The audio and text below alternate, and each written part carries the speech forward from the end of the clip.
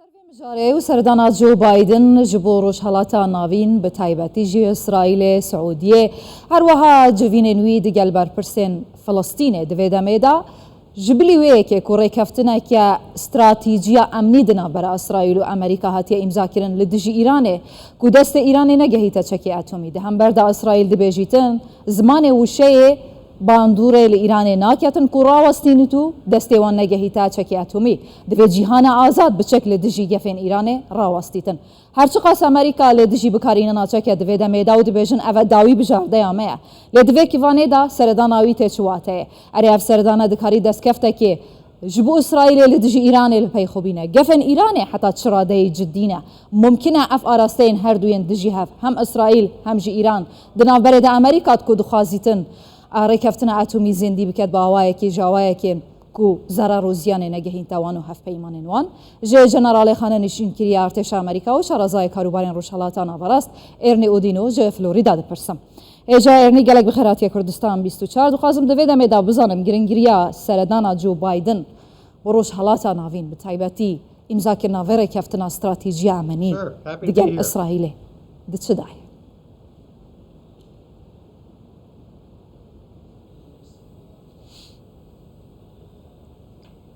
Well, it's enormously important.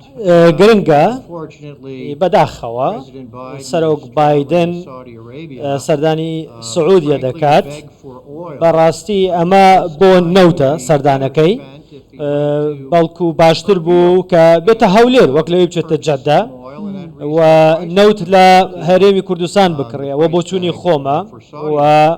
نەک ئەوەی کەم پارەیە بداتە سعودیە بە سەردانەکەی بۆ نەوتە بەڕاستی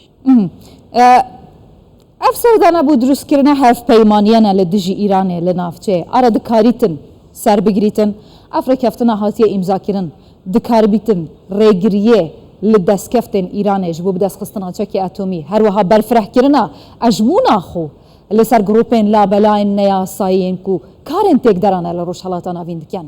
بکتن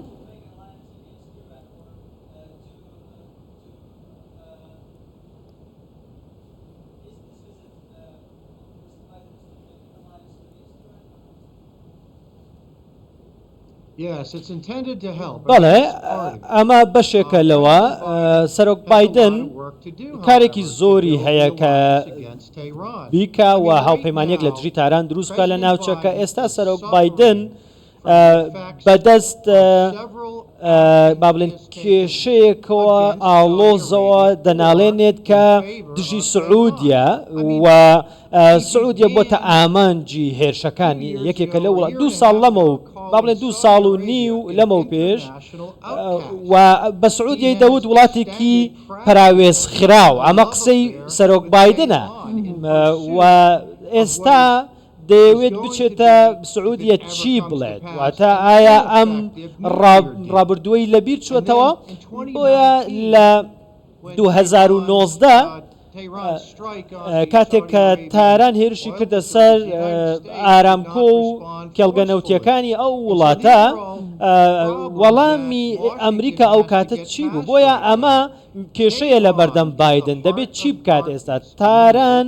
هێزێکی ڕەشە لە ناوچەکە هێزێکی شەڕانگێزە لە ناوچەکە گەورەترین کێشەی لە ناوچەکە دروست کردو لە ڕۆژهەڵاتی ناوەڕاست و دوژمنی هاوبەشی نەکەر ئەمریکا و سعودیە و ئیسرائیل بەڵکو وڵاتانی ناوچەکەیە دەبێت ئەمە زەق بکرێتەوە دەبێت سەرۆکی ئەمریکا سەرۆک بايدن دانی پێدا بنێت و بەکرداری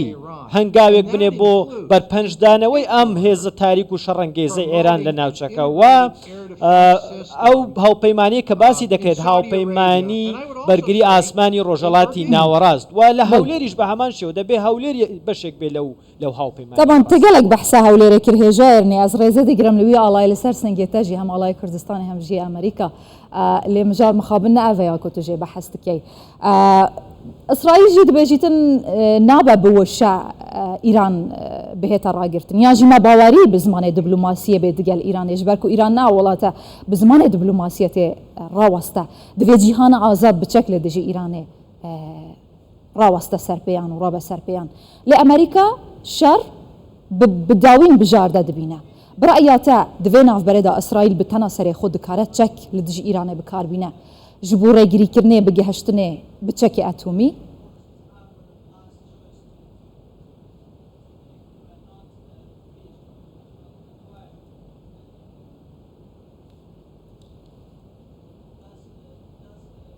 Yes.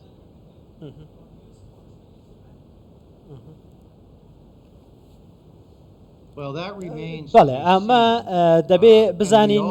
چی ڕووەدا لە ڕۆژانی داهاتوو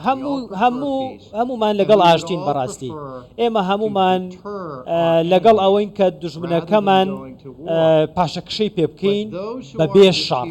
ڕای بگرین بەڵام ئەمە بابەتێک کە ئایا دەگاتە چەکیان نادەبێت لە ڕۆژانی داهاتوو بیبینی بەڵکو دیپلۆماسی باشترین ڕێگەیە بەڵام دیپلۆماسیەت بەبێ ئەوەی کە هێزێکی سەربازی لە پشتیەوە بێ تەنها خەیاڵەوەی چی دیکە باشە هێژای ئێرنی ئیران دەهەمبەری vê rêkeftina di navbera Amerîka İsraîlê li dijî welatê xwe gefan dike. Ev ev rêkeftina hatiye îmzakirin yan jî tekezîkirina Amerîkayê li ser parastina İsraîlê ne li ser hesaba hevpeymanên wan yên diye ku ev rûke İran hereşeyê lê diket?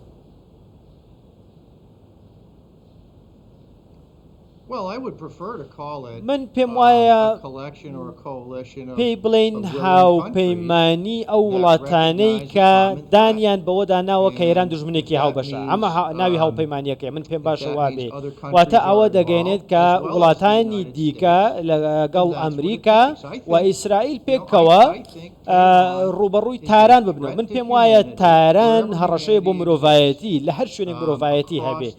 لە ڕۆژهەڵاتی ناوەڕاست بە دیاریکراوی و لە هەرێمی کوردستانیش دژی هەرێمی کوردستانیش بەڵێ gelek spas bû generalê xanenîşînkiriyê artêşa Amerîka şerezayê karûbarên Rûjhelata Naverast hêja Ernê Odino ji Florîdayê to her hebî êvar baş. My pledge.